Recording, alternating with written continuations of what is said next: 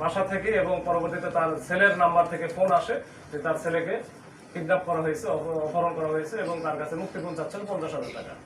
তো এইটা সে শোনার পরে, যেহেতু একটাই মাত্র ছেলের নাম হচ্ছে আফান সাইদ, তো সে খুব ভেঙে পড়ে এবং দৌড়াদৌড়ি ছোটাছুটি করতেছিল যে আসলে এটা তো তার জন্য বিরাট একটা দুঃসংবাদ। যে সে ওই সময়ে যেহেতু সচিবালয়ে চাকরি করে, নামার সময় দেখে যে মাননীয় প্রধানমন্ত্রীও বের হচ্ছিল বা বের হবে এরকম একটা অবস্থা ছিল।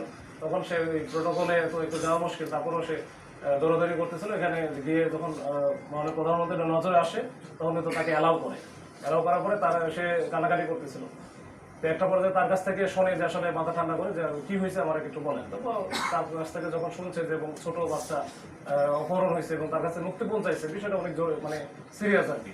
তখনই কিন্তু এটা তাৎক্ষণিকভাবে যেহেতু শুনছে যে আমাদের রমনা এলাকার ভিতরে এই ঘটনা ঘটছে, তখন আমাকে ফোন দিয়েছিল। পরে আমি প্রথম দিকে ধরতে পারি, পরে আমরা কথা হয়েছে।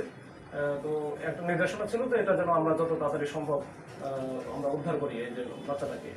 তো ইতিমধ্যে তাকেও পাঠিয়ে দেয়। সে তার সাথে আমরা যোগাযোগ করতেছিলাম এই শামীম খন্দকারের সাথে। তো ওনার নাম্বার নিয়ে পরে আমরা যোগাযোগ করলাম যে কোন নাম্বার থেকে কথা বলতেছে। ওই নাম্বারটা আমরা নিয়ে আমরা ওই নাম্বারটা ট্র্যাকিং এর লাগাইতে দিয়ে আমরা টিমটা রেডি করে পাঠিয়ে দিই ওই এলাকায় যেটা দেখা যাচ্ছে আর কি। তো সাথে সাথে আমিও তাকে এর মধ্যে পেয়ে যাই। পাওয়ার পরে আমরা একসাথে যাই, এর মধ্যে কথা হচ্ছিল, বারে বারে ফোন দিচ্ছিল। এরপরে 30,000 টাকা, শেষ পর্যন্ত 10,000 টাকা নেমে আসছিল আর কি, ওই যে মুক্তিপণের টাকা। কিন্তু সমস্যাটা হচ্ছিল দিবে কিভাবে, এটা ওই বিকাশ নাম্বারটা সে দিচ্ছিল না।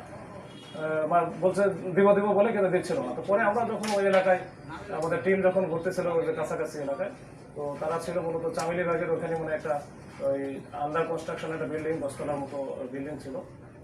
এই বিল্ডিং এর ডোমিনো আর কি বিল্ডিং। তো এই বিল্ডিং এর মোটামুটি 7 তলায় ছিল তারা আর কি।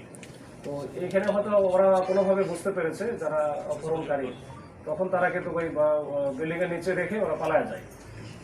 তখন এই তার কাছে যেহেতু বাচ্চার কাছে মোবাইলটা ছিল, তখন সে সাথে সাথে ফোন দেয় যে আমাকে এখানে রেখে গেছে। পরে সাথে সাথে আমরা তো গেলাম, গিয়ে আমরা ওখান থেকে উদ্ধার করে বাচ্চাকে আমরা, যেহেতু সে ওই খুব কাঁপতেছিল এবং আনস্টেবল ছিল, তো পাশেই পপুলার ছিল, পপুলারে নিয়ে গিয়ে আমরা ওই মেডিকেল একজন ডক্টরকে আমরা দেখানোর পরে মোটামুটি সে ট্রিটমেন্ট দেওয়ার পরে একটু স্টেবল হলে আমরা বাসায় পৌঁছে দিই।